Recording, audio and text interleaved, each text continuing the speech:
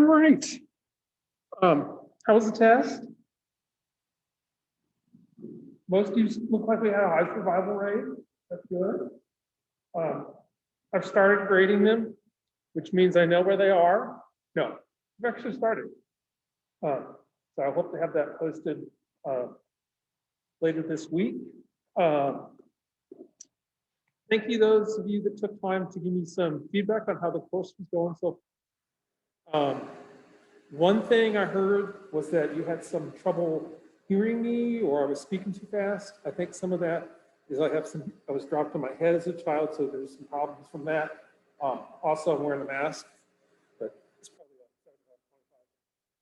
so, but I will try to speak more clearly and distinctly and slowly, but please don't hesitate to at some point say, could you repeat that? You don't have to order me to slow down, but you could ask me questions implying I'm going too fast, etc.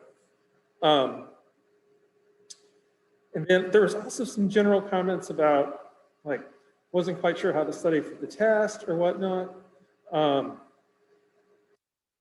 There is some of that is stuff I can improve, and some of that is stuff that's kind of endemic to a more abstract portion of the course.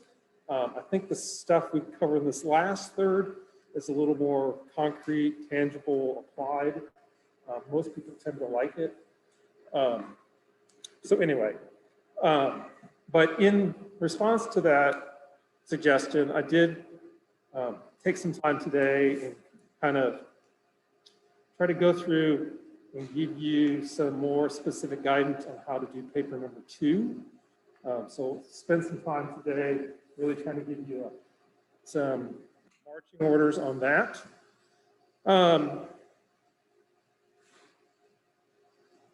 That's it. Okay, so the theme to today's activities, we're trying to see larger systems. And half of this, the stuff that I'm going to have you draw on for your paper, we haven't covered yet, but I'm going to just tease you with a little bits and parts of it today and also review some stuff that we've already covered that's pertinent. And that's going to be a little more academic. And then towards the end of the class, I want to talk to you about kind of feeling larger systems. So what I have done in the past with this is what I love to do is spend most of the class teaching you how to swing dance. Unfortunately, you might have heard of this swing dance. Swing dancing is the kind of dancing you'll see soon enough. So anyway, I've got some ways I'm going to try to give you a feel for that, even though we can't, in good hygienic confidence, do that today. But let me just foreshadow that briefly. I think we go through our lives, for the most part, kind of vacillating between, am I alone, or am I part of some larger things that give my life meaning? And some of that is a heritage of our evolved dispositions.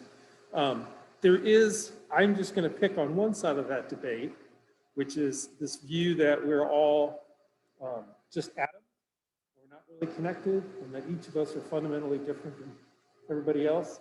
There's a way in which that I think disconnects us from one another and leads us to a place where it's harder for us to be concerned about the environment. I get that feeling when I read Emerson. I'm like, okay, I like some of this kind of be all you can be stuff, but some of this, how are we tied into and part of this larger whole, it feels like missing.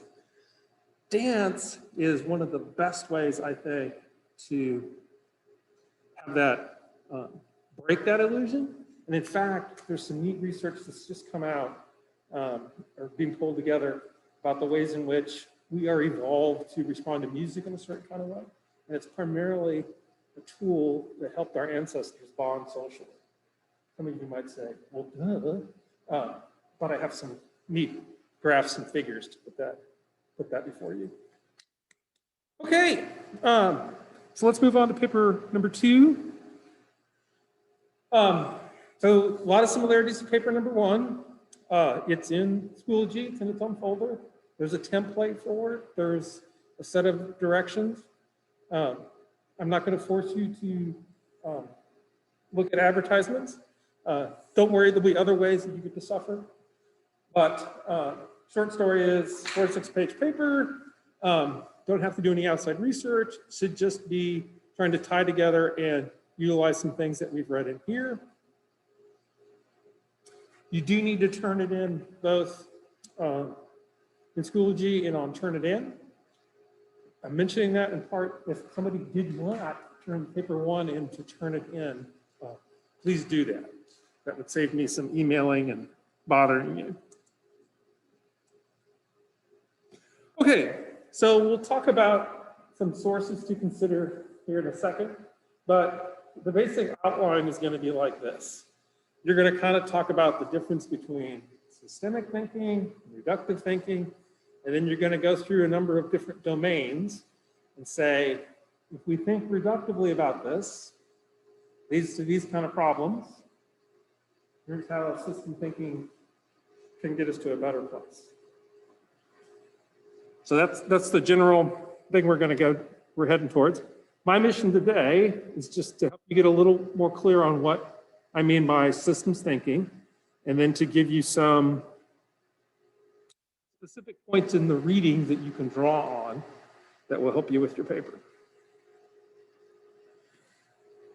Okay, just a quick check. Can folks hear me okay? Am I speaking at a good pace? Okay, I'm consciously trying not to get on my speed demon. Okay, system thinking concepts. So what I would suggest you do is number these. Let me just check. Make sure. See how. Okay. Number these 1 through 6. 3 looks like it's indented. It's an illusion. It's not supposed to be. So 1 through 6. Okay. So I'm going to talk through these briefly, and then what we're going to do is kind of go unit or reading by reading and unpack these concepts. Just a quick aside. There is research that when you're trying to teach certain global kinds of thinking, domain-independent kind of ways of thinking, that it takes a lot of examples before it kind of catches on. But what's the advantage of domain thinking tools? You can apply them to all kinds of things. So this might seem like kind of a goofy example, but if you think of math, I'm not someone that particularly is good at math. There are other things that have to do with my time as well. Some of that is due to number one, but the number of things in the world that math can help explain and quantify and give us a better handle on is just enormous. So math is this domain general kind of skill. I think systems thinking can be like that too, but both of them take a little bit of practice. Okay, so let's run through this. So parts versus wholes and interdependency. So if you go back to Descartes and some of his homies, there is a way in which you can approach a complex system, try to break it down into its constituent parts. That is really powerful for understanding the way the world works. So you can take any kind of chemical reaction, and if you're smart enough and have the right microscope, you can break it down into physics, right? But there are also some properties that emerge at the level of wholes that you don't get at the level of parts. So this might seem like a bit of a stretch, but think about the genes that make us who we are, right? Those genes are in some sense a blueprint that builds us out. But then those blueprints become actual beings and they go out and interact in the world. And some of them are more adaptive than others. And so some of them, because of natural selection, your offspring have more offspring. So you can understand the world in terms of the genes, but it's the genes getting expressed in the world as organisms and those organisms interacting with one another that produces the feedback that creates those genes. Does that make sense? So a lot of systems thinking is understanding those feedback loops and understanding that it's not linear causality, that it's a lot more complicated than that. So I'll just give you a silly example of this that might, actually it's not silly. Family therapy involves understanding systems. So you'll see among family therapy, there's another pocket of kind of systems thinkers. There's a colleague of mine in the department, Dr. Alderman, that was trained to do counseling and to do work with families. So the way it worked was he was in a room with the family, and his advisor, who was coaching him, was behind a mirror, one-way mirror, and if you wanted to suggest something to Dr. Alderman, he would call him on the phone. So apparently, it would seem kind of weird, but after a while, you kind of got used to it. You'd be like, hello? Okay, yeah, that's a good idea. So Dr. Alderman's working with this family, and it's a blended family. You've got husband and wife has a daughter from her previous marriage, and husband has a son from a previous marriage. The reason they're there is the son is acting out. The son is the problem. This is what physicians would call the presenting problem, right? I'll give you a hint. Many times when people come in and there's a presenting problem, you start pulling on that. You're like, oh, honey, this isn't your problem. Here's your problem. Okay, so they're talking, and the supervisor, they're kind of arguing and whatnot, and people are yelling at the kid, and the kid's defending himself and whatnot.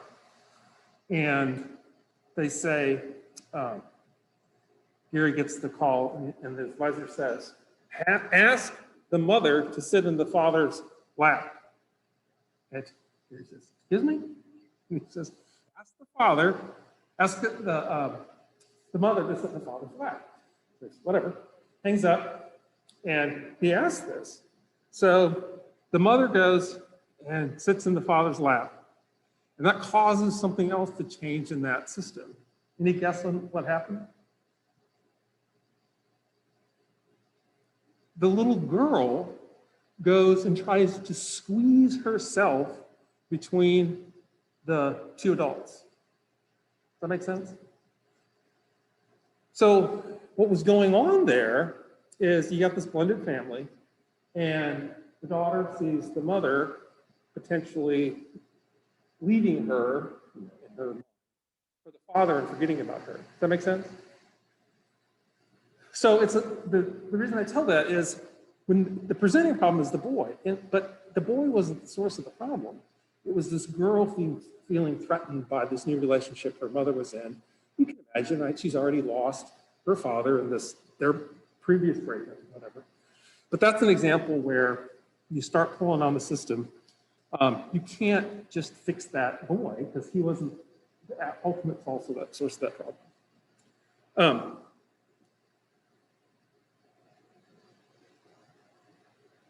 Okay, we'll flesh that out in some of the other examples that we go through. Another point too here is there's some drawbacks to focusing on efficiency and freedom. Now, you might say those are both wonderful things, and they are, but from a systems perspective, just looking at Emerson's advice in terms of throwing out tradition and just trusting yourself, what's the potential cost of that freedom?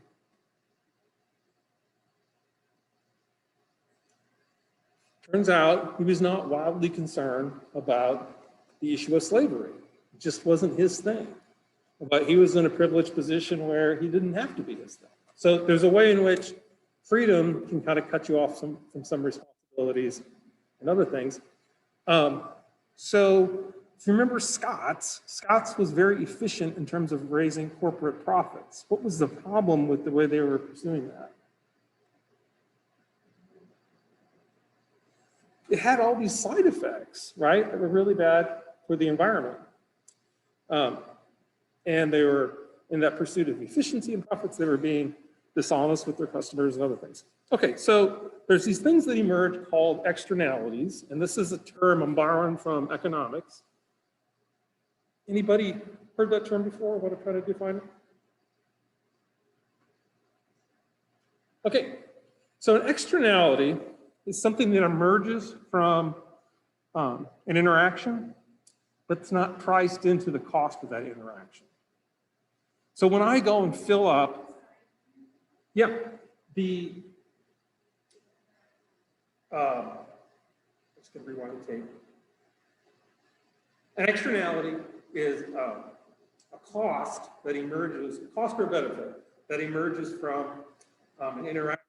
It's not priced into that interaction. So this is one of those things, once you have an example, it makes a lot more sense. When I pay for gas, am I paying in the true cost of gas? What am I not paying for? The pollution, right? So there's air pollution that's going to affect kids that live nearby in terms of brain development. It's going to add carbon to the atmosphere, all this kind of stuff. Can I trust that Exxon is paying for that? Oh, no, nobody's paying for that. So that's an externality to it. What would you think of that? Negative or positive externality? Well, it's on the negative side. Positive externality, how does education have a positive externality? Lots of times we think about students are paying to get an education so they can go out and do great things in the world. What does that miss? What does that equation miss?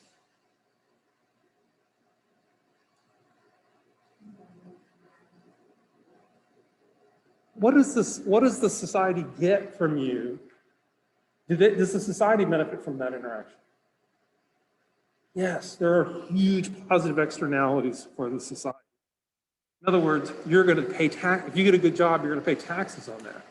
And you're most likely, unless you've taken some of my classes, to avoid going to prison and having, you're more likely to have a view where you're just not going to cause problems for other people. You're not going to turn to a life of crime, most of you.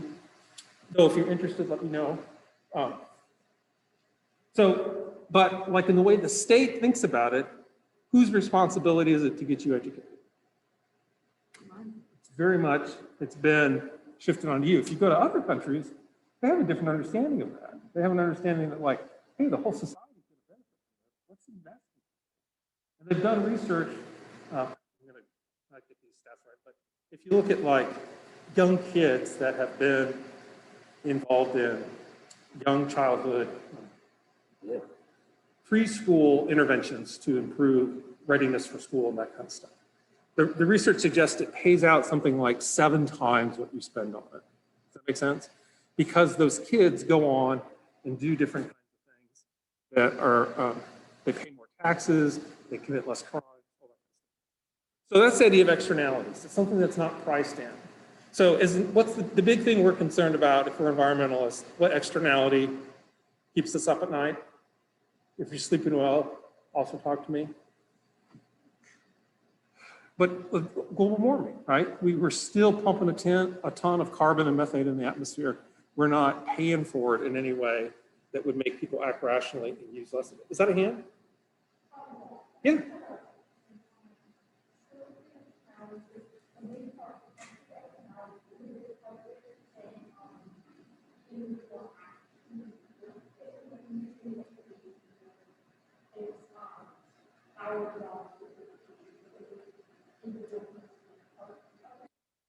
Yeah, so just speaking in a very economic sense, you pay Winthrop, I don't know what it costs now, like $1,000 for your year. Yeah, wait. Let's put you. I know that's a source. You pay them $100,000 or whatever crazy fee it is for the year. So the university gets money and you have lost money. There's a transaction there. In some transactions, there's not a lot of externalities, but in that one, there's this good that's coming about. You're becoming a better citizen. Let's just say it that simply. That's not being reflected in the price of the education. Does that make sense?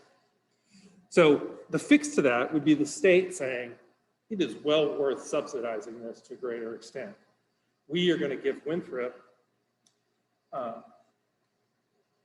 extra whatever dollars a year, so the tuition drops from $15,000 a year to $8,000. And then the cost to you and the benefits to society are better aligned. Does that make sense? Okay. In a broader sense, I use the concept of externality. It's just like a side effect. So if you give somebody a drug, right? This is the medical model, but you give somebody a drug, you want it to do whatever, and it also does this other thing. Okay? So and doctors have to be very wary of what potential side effects are coming about and that kind of stuff. Okay, so that's externalities, mixed use and synergy. You will find in a lot of the systems theory stuff, they are not trying to solve one problem, they're trying to solve like a set of problems in a way where you get to a better outcome that has some kind of synergy. So we'll talk about this later when we get to one of the ag readings. But back in the day, if you go to an Amish farm, you have a basic problem of energy, right? You have to work the field, which requires some kind of energy to do that. And in the Amish situation, here's what they do. What's the tractor for the Amish? What's the tractor the Amish use to work their fields? A horse. It's a horse, right? It's a living horse. Now, the horse then is the machine that works the field. How does the farmer feed the horse? With the crops that you're raising, right? So you raise those crops, feed the horse. Now, you've got to make sure the crops, that the soil stays fertile. So how do you fix that problem? Lucky for you, the horses poop, right? And you take that poop, mix it with some wood chips, and it's this great fertilizer, right? So not to go all Lion King on you, but what am I thinking? Circle of life, right? Like nature has ways of things getting processed so there's no just waste, right? Like we call it waste, but when a fly sees poop, what's a fly see? Score, right? The fly sees a resource. Okay, so what did modern agriculture do? They come in and say like, I got a great idea. We're gonna take the kids, the cows, whatever. We're gonna move them up here and put them in the field. And we'll just feed them food. What's the problem there? Now, how are you gonna, what do you use to plow up the soil? You have to have a tractor, right? Which burns fossil fuel, which takes a lot of maintenance. So like, yeah, you can cover a lot more ground with the tractor than you can with the horse, but there's a lot of other costs there, right? And plus, remember your horses, your cows, your pigs, what have you, they still, I don't want to get too graphic, they still poo, right? And now what do you do with that? Now it's a problem. Does that make sense? What happens is you take a nice functioning kind of ecosystem here, or like a slice of an ecosystem, where there's a relationship, symbiotic and synergistic relationship between the animal and the crops, and you end up with two separated problems. Now you got to fertilize the soil. What do you fertilize it with? You don't have the poop anymore because that's been specialized. So now you got to use artificial fertilizer. So you take this nice synergistic relationship, break it up, and then you got problems to deal with. So synergy is just a situation where you have 2 + 2 = 5. You have more benefits accruing than you would just by adding up the value of the pieces alone. Okay. Then mimicking versus controlling. So this goes back to your friend Wes Jackson. But his whole idea is, are we going to be able to figure out all the complexities of nature? What was his, he's like, dude, nature's pretty complex, right? So his suggestion instead is to figure out what we can, but to as much as possible, mimic nature. Because if you're mimicking it, you're less likely to go clear off and cause a huge problem. The alternative to that is if you're mimicking, you're opening yourself up to maybe not having as much control. So the industrialists and whatnot, we like having things very much controlled. So if you're mimicking nature, how do you handle your lawn's need for fertilizer? Just leave the clover in, right? Remember this? They pulled the clover out because they wanted to have a nice, perfectly controlled, homogeneous species lawn. But if you leave the clover in, the clover fertilizes the grass, and you don't have to add artificial fertilizer. Right. Now, you're going to have some what? God forbid, you're going to have some clover splotches through your yard, right? And it may not look all golf course green, but the systemic way of thinking about it, that live with it. Another quick example. People move to Las Vegas because it's warm and or they like gambling. What kind of lawn do they want to have? They still want to have this perfect green grass lawn, right? And if you go to Vegas, you're like, this city should not be here, right? It's in the middle of a freaking desert. So like you can make it work, but it's like pushing a rock uphill. But in other words, the short story is like, what should you do with lawns? You should have them as much as possible mimic, you know, what's sustainable, that environment without. Now, and this is where you can hedge a little bit. If you really like grass, right? Well, you know, have your 10 by 10, 20 by 20 grass, but put in as much indigenous, low water plants as you can. Okay.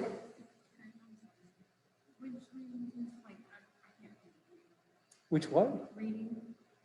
The mimic versus control? Yeah, which one? That was Wes Jackson, mostly. He was talking about mimicking. Progress, that's right. Okay, and then all this kind of adds up to sustainability. If sustainability, like sustainability is one case of systems thinking, right? If you want to have the whole earth and our place in it being sustainable, then you got to think about how can you design these systems so that it's coherent. So let me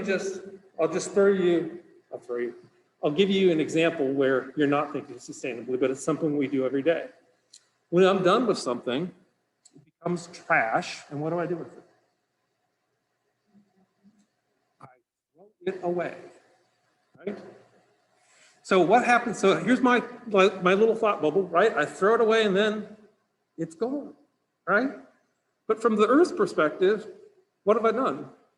I've just moved it, right? It's not gone. So simple example, people like when they're building a deck, the more recent thing that people have started turning to is this composite stuff that's made out of plastic, right? So it looks like wood, but it doesn't what? It doesn't rot. The thing you get excited about is it doesn't rot, right? From the Earth perspective, it's what? Crap that never goes away, right? 50 years, 100 years from now, when you take that deck down, that wood is never going to rot. So the stuff that we look at is like stuff that rusts or stuff that rots. From our perspective, that's like a waste, right? From the Earth's perspective, it's just recycling. It's just, there's natural processes, that's it. Okay. Okay, so now I'm going to step through some of those readings to help you get a little more connection to some of this stuff. We talked about ecosystems. It was kind of fast, but you should have had some takeaways, right? So like there are different roles in the ecosystem, and those roles are interrelated, right? Like the reason a secondary consumer can eat is they're upstream, a producer, right? The plants that are taking the sunlight and making it into food for the critters. And then all these guys, they're consumers. When they die, they do what? become food for the little microbes that are creating the soil that gives the place for the grass to grow. Simba would say, well, why, right? Okay, then I have an example where the circle of life took a wrong turn. What's this stuff? Kudzu! So when I moved here, there was a woman I knew that got eaten by kudzu. Now granted, she moved kind of slow, but it's pretty fast. Not kidding. She survived. But kudzu was brought in originally to do what? To prevent erosion. So hillsides are eroding. People are like, I got a brilliant idea, right? We'll go to Australia, we'll get this plant, boom, we're done. So linear thinking, not thinking of the externalities, not thinking of the side effects, causes problems. Okay, so let's apply some of this to ecosystems. So parts versus wholes. So you can think about there's a bunch of organisms, but more broadly, there's not just organisms, there's what? There's the ecosystem that they're not only part of, but they actually what? The ecosystem is just the emergent property of all these organisms and natural things in that environment interacting. Does that make sense? So the ecosystem is an emergent property of a bunch of constituencies. So if you're thinking in terms of parts, you put in kudzu and you're like, what's the worst that can happen? But if you don't realize that kudzu doesn't have any natural predators, so to speak, doesn't have anything that's going to keep it in check, you're going to run into problems. Drawbacks of efficiency and freedom. So you can see that with kudzu, right? So you put in whatever plants you want. Great, you might have some problems. What happens like when you take out apex predators? What happens when you take out apex? So like the apex, the top of the pyramid, so like your wolves or your hawks. Yeah, but you're going to have overpopulation, right, of other animals.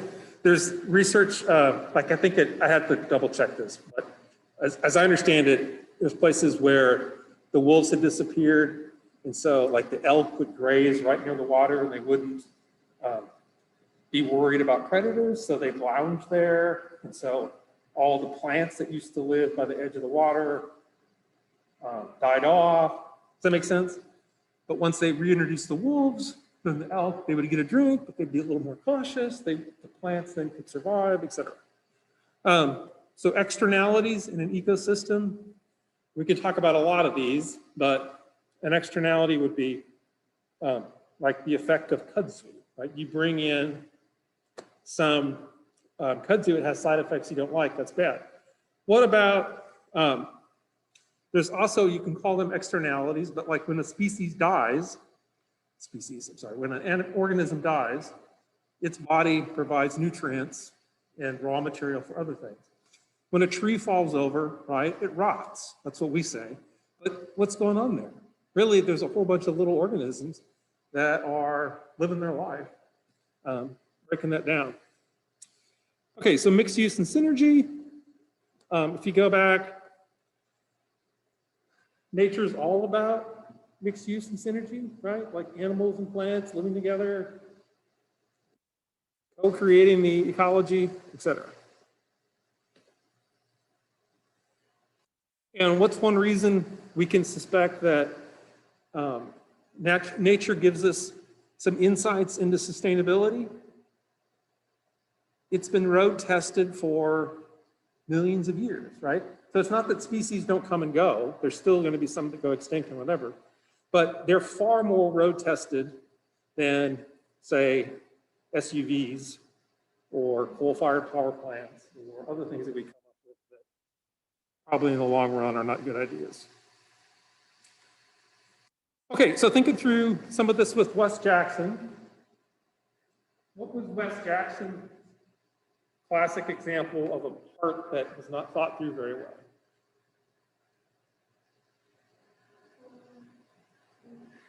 chlorofluorocarbons, CFCs. So in other words, humans coming up with inventions that seem like a great idea at the time, but that are recombining the world in a way that leads to problems. So Dow Chemical used to have a motto, better living through chemistry. When you hear that, what do you, at least I get nervous, right? I'm like, what, okay, what's the new carcinogenic now that I have to be worried about?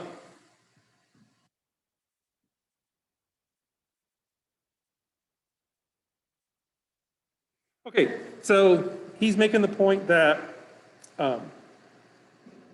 when you have crops that you're raising that are monoculture, what's the advantage of monoculture crops? Where I have a whole field of soybeans. I'm sorry? You get a lot of soybeans, right? You get high yields. Like it's very efficient. You're planting one thing, you're harvesting one thing, you're not having to keep track of a whole bunch of other stuff.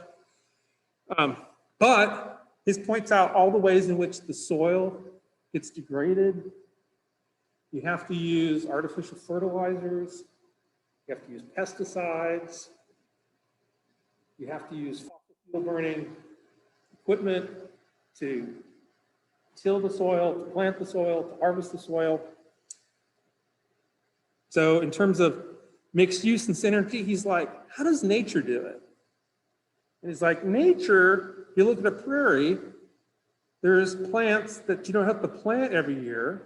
They're called, the ones you plant every year are called annuals. The ones that you don't have to plant are called perennials, right?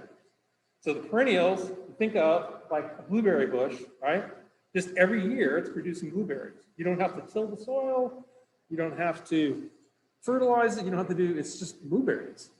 So he's thinking, can we re-engineer some of our ag practices so that we have that?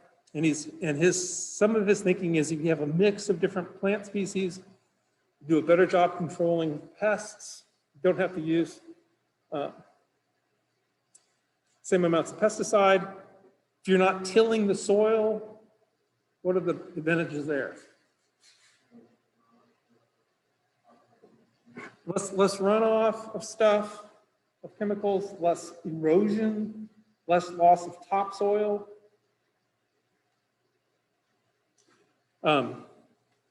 There's some new study out where they are looking at, it's something they can do from space, and they're looking at like, when you look down, like the color of the soil, and the color of the soil kind of indicates how much runoff you've had, or how much loss of topsoil. But like, if you look at, the whole Great Plains, like if you wanted to put a dollar figure on the amount of topsoil we've lost through the way we've farmed for the last 200 years, I don't know what it is, but I'm sure it's well north of multiple trillions. Like it's just a lot of resources there. Okay. So I think you can get some pretty obvious connections to sustainability there. Okay, the Scotts fertilizer. The author talked about the moral landscape being cramped. Remember that?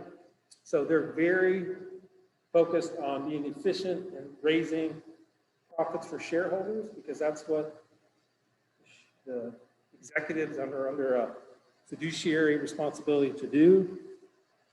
So they're not thinking about what's happening to the Gulf of Mexico.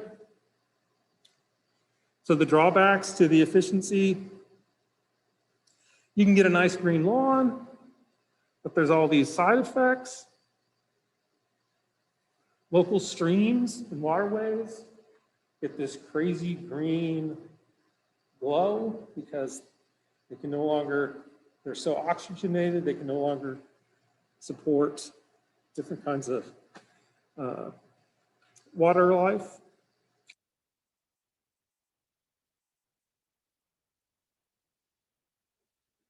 Okay, so what would solutions look like? We've already talked about this, but having kinds of grass that is more native to that area, so you don't have to fertilize it as much, you don't have to water it as much. You might have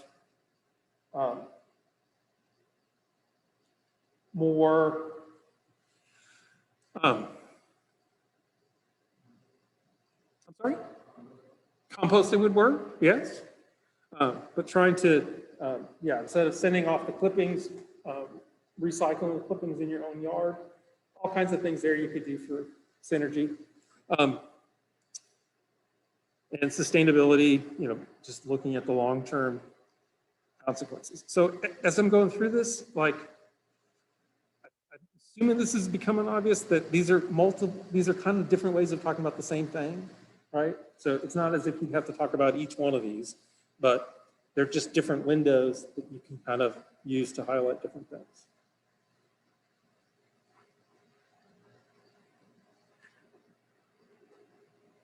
Okay, so you have not read this yet, but there's this reading we do that's about the Polyface Farm. It's a farm that's still kicking in Virginia.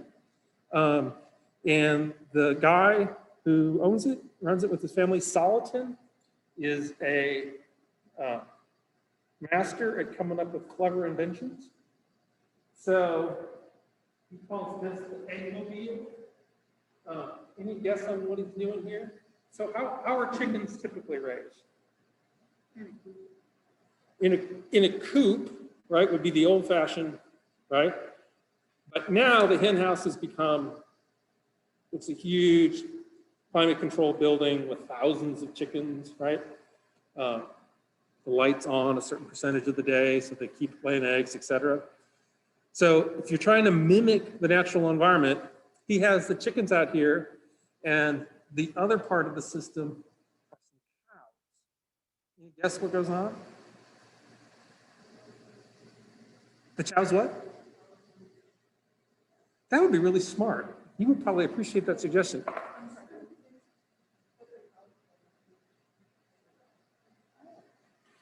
He's not that clever. So the cows, there is a relationship. So the cows are out there, and the cows do what? So the cows that are big keep like the predators and like the chickens away. And the chickens fertilize the grass that the cows eat. First part, probably smarter than he is. Second part, yes. Yeah, the cows, you'll notice some themes here coming up. The cows poop, right? And the poop contains fly larvae, right? How did the chicken feel about fly larvae? They're like, what's a little poop if I could get fly larvae? So, in other words, the chickens are following the cows are pooping. What do the chickens do? In pecking out the fly larvae, they break up the cow patties.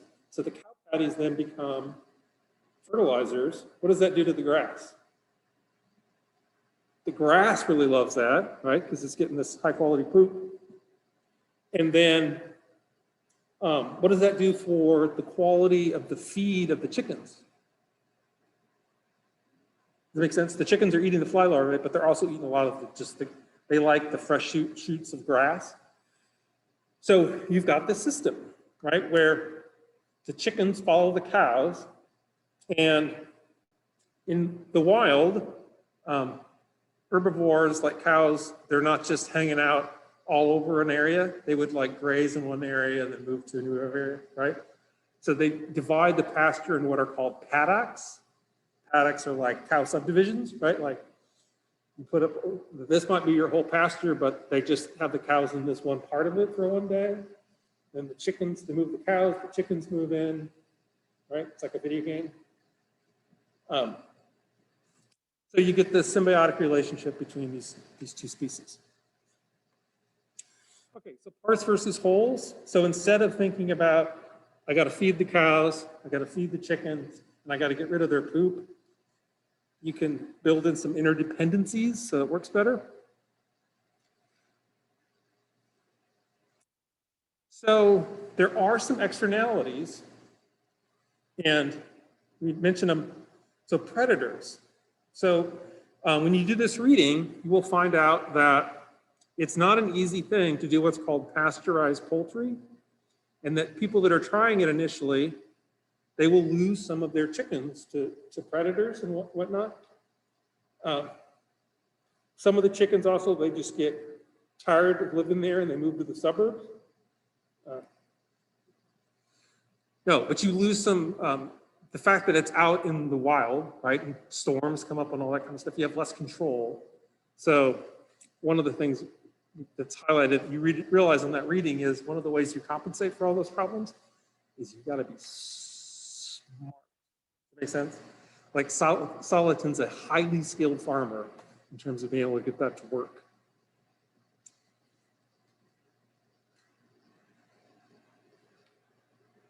Okay, so like mixed use, does that make sense?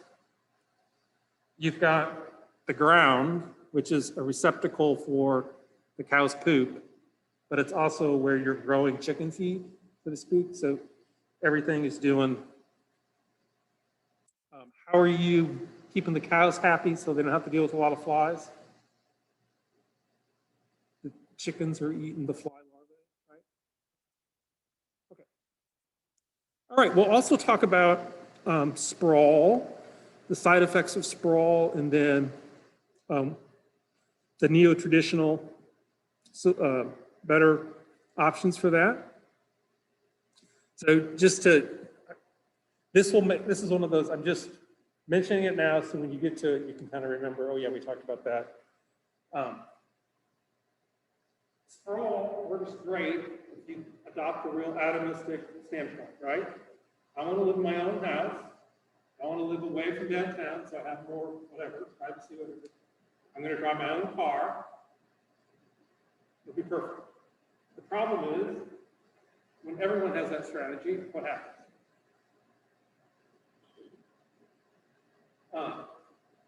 So everybody wants to live in the suburbs, and the way they're built, people want privacy, so they're built with these cul-de-sacs, right? And they all just feed onto one major road. And so those major roads need to be majorly invested. There's all kinds of externalities. Like if you're going to, if you're junior and you live here, and you want to walk to school, what do? You get in the car and get to school, right? Because walking to school would involve being on this major artery, which would not be terribly safe. So kids can't really walk because there's no back streets for them to walk on.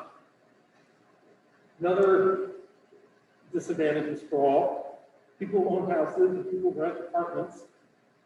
Typically, people renting apartments versus homeowners, is there a wealth difference there? Typically, homeowners are going to be better off, so we have economic segregation, right? The mall is built here. Everybody gets to the mall via a car, so the mall has to have a lot of what? It has to have a massive amount of parking. And that parking is not a terribly great use of space. Also, does it make the neighborhood walkable? So huge, I don't know if you noticed, but like walking by huge parking lots, not exactly an aesthetically pleasing experience. So what some of the city planners talk about, what do you notice thinking about the roads?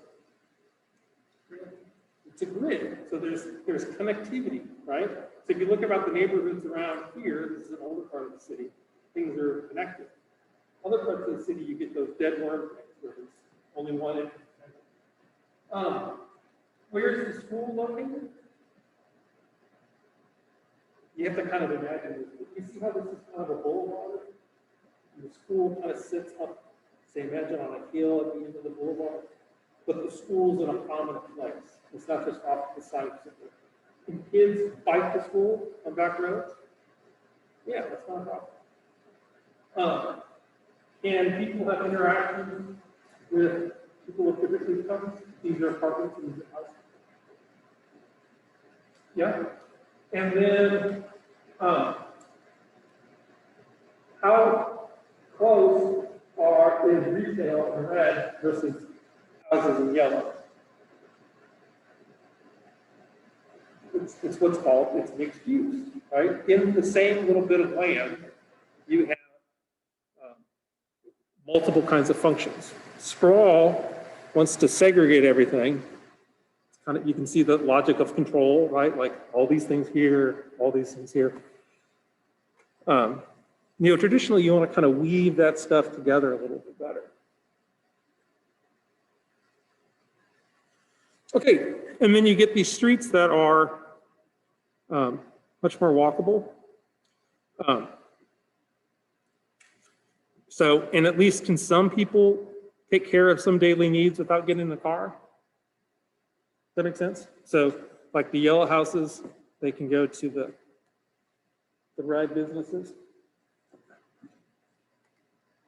Okay, so you can think through this, the parts versus wholes, right? So instead of just thinking about you and your car, you're like, okay, if everybody has a car and a house in the suburbs, what does that look like? And it ends up looking like a lot of congestion.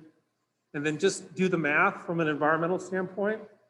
Do you want dense development or do you want people spread all over? If it's dense, shorter car trips, smaller footprints, less wildlife disturbed, you can have some nature on the edge of town. If you drive between here and Charlotte, are you at risk for seeing nature? You'll be totally safe, I guarantee you. Now, I don't want to be a snob. Nature's everywhere, but, right? Like you can, it's a sprawled kind of landscape. So for Duany, mixed use is saying, hey, you could have shops on the first floor and residences on the second floor in the same bit of land. So in writing this paper, I want you to be able to recognize there's some similarities between Wes Jackson has this idea of mimicking nature, and then you've got somebody like Soliton coming up with the eggmobiles, and you've got Duany coming up with certain ways of organizing streets and whatnot. But you should start seeing there's some similarities there.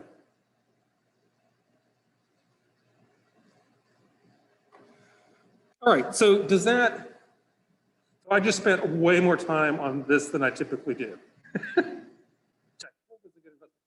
Do you feel like you got a sense of some of those concepts and how they relate to some stuff we've read? That's my hope.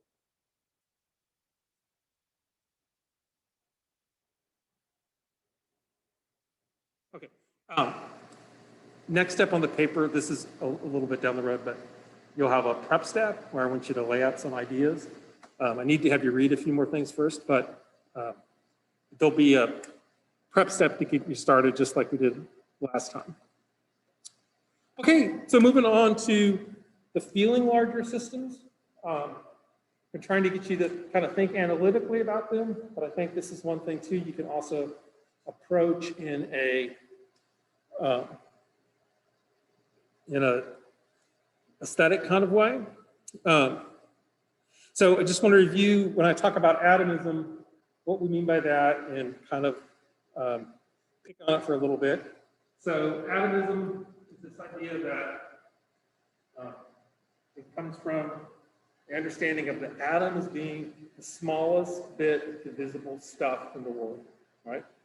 So we, since the term got coined, we know there's stuff that is smaller than atoms, but an atomistic view of the world is that each of us are atoms, and what we should be doing is maximizing our own individual well-being, and the well-being of others is kind of up to them.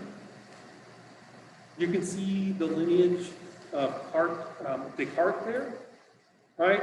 There's the mind, which is real, and then everything else is just stuff. And it doesn't really connect the mind to the rest of stuff. You get that mind-body dualism. So I think one place you see this is in what some people would call free market fundamentalism.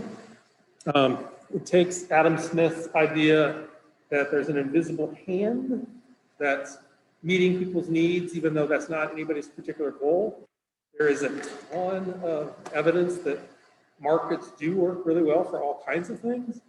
But if you think the market is going to solve every problem, you are in for a bad experience. So just to pick on Texas for a second. So Texas had that cold snap, right, where everything seized up. So the basic issue there is it's all the government, the regulatory agencies. This happened like 10 years ago. Everything froze up and they're like, dudes, you got to like winterize. You got to put in stuff so coal doesn't freeze, so the gas lines don't freeze. And the private industries that ran that looked at that and said, do we have to? And they said, you should. And they said, do we have to? And you can see how that worked. In other words, there's no money to be made for investing in reliability, right? So there's certain situations where if you don't have that sense of the whole, where we the people can set up some parameters in which governments can work, which markets can work, but if you think it can all just be divested down to individuals doing their thing, there's some problems with that. Okay, and then also just philosophically, I think there's many ways in which we find ourselves inhabiting spaces that we are who we are because of the connections and environments we're in. So just to think about for a second, Emerson expressed that his idea of self-reliance using language and words, not one of which he invented on his own. Does that make sense? Like every single word he used, somebody else or somebody else's came up with. So language is an example of something where we're all intertwined in. And if you're ever thinking about what you want to do and who you are, the way you do that oftentimes is it's embodied in language. So you can't ultimately separate yourself. Dance is a great way to get a feel for that. So let me talk about it a second, and then I'll end on a fun note. So there's these slides are kind of messed up. I'll fix these later. Okay, so just thinking analytically for a second. You might ask, why do we have music and dance, right? So from an evolutionary perspective, it seems like a weird skill to have. Like, in other words, can you, by playing the flute well, does that get you dinner? No. But this was a while back, people suggested maybe it's a way of signaling who's in your tribe, who's your homie and who's you're not. So that was one thought. Most recently, these guys are proposing that music, if you want to understand it more broadly, music is this system for social bonding. And it's suggesting that there was this cool culture-gene interaction, that in other words, people that were good at music and good at can be on a continuum. Maybe initially it was they could make a beat. But that exerted selective pressure on our genes such that we've been selected so that we can hear and appreciate and generate music. There's all kinds of evidence that people that are engaged in making music together, it increases their willingness to cooperate, both for good things, like they're more willing to kill small bugs if a leader tells them to, but they're also more willing to make sacrifices for the group. So it seems like it's this thing that's binding us together, and it's not a, let me just show you. So the basic model is it can work like at the level of infant care, like if you've ever had kids, music is a way to kind of help them calm down. Mate bonding. So you ever notice like when people are getting to know each other, romantically or otherwise, that like the kind of music you like is somebody will make a song list for somebody else, but music is kind of tied into our identity and how we relate to other people. Sorry. There's a great, that always sounds like thunder has happened outside of him. There's a great episode of The Simpsons a while back where Homer remembers he had made a pledge as a teenager to never stop rocking, and he took up that pledge again. You can imagine how that worked out.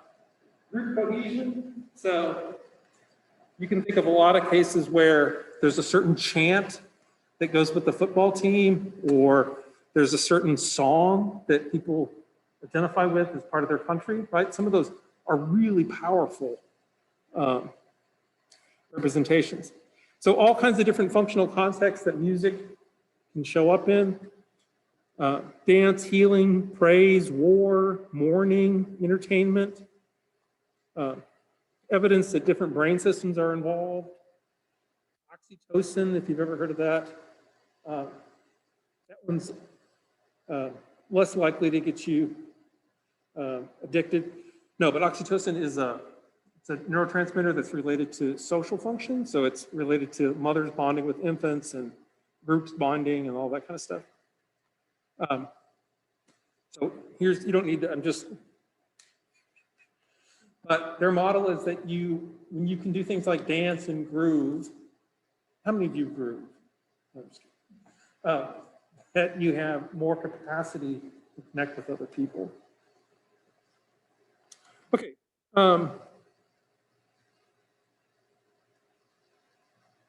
Okay, so let me talk about swing dancing just for a second. So the quick takeaway is when I first saw how to do it, I was trained by people that were trained in dance studios. In dance studios, every dance is just a separate set of steps. So you learn the steps, and then you can do any kind of dance. The problem with that is the steps don't really connect you and your body to the music. So swing dancing, the kind I learned, is this combination of this low kind of rhythmic, whole body African style of dance, coupled with this Northern European lead following system. But if you see it, it is not just steps. So like when I teach it, we do this whole thing where you jump off a building and you land, and there's a stance you land in that has more give because you're going to be responding to music. And then we start off with rhythm therapy, which who needs rhythm therapy? Mostly men. This is where you see sex differences. Like women typically have thought about how they look from an outside perspective. Men think about themselves as like a hammer, like me hit nail. But they don't like, whether or not they're on rhythm or whatever, like they've never processed it. But yeah, I teach this whole thing where you have to get this frame and you have to move as a unit, and then you're connecting with your partner. And the idea is, through all of this, if you make the beat the thing that you connect to, then you can connect to the music and you and your partner can connect to each other. And once you've learned a certain set of steps and some principles of how you move, you can switch partners and dance with anybody. Does that make sense? So it's not, so it becomes like the beat becomes this common language that you build out from there. So one of the basic keys I try to get across is once you're dancing with people and trying to do stuff together, where you end and where they start becomes very blurred. Does that make sense? Like you might know that it's working well, you might know it's not working well, but you're part of a larger system that's defined by the steps, by the music, the beat, and it's a very profound emotional kind of experience for some people that I would suggest, I mean, this is just my read on it, but you're connecting with a way of being in the world that's less atomized, and that it appears evolution has wired us to respond to. Okay, so I'm gonna play a clip. There's some people doing some traditional swing dancing here, then there's other people that are just doing their thing. But just kind of notice what they're doing and what you feel like as you watch it. This is a famous song. It's called Sing, Sing, Sing. It kind of, it's jazz, but it has a tremendous amount of energy in it.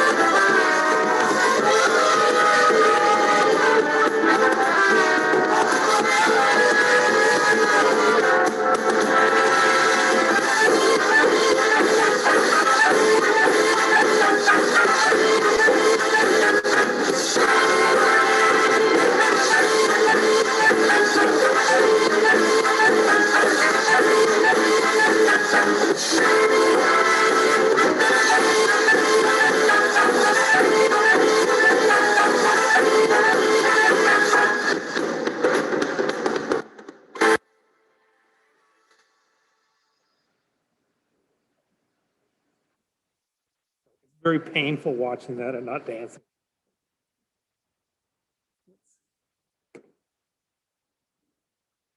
Okay, so I think we're out of time, but just quick note.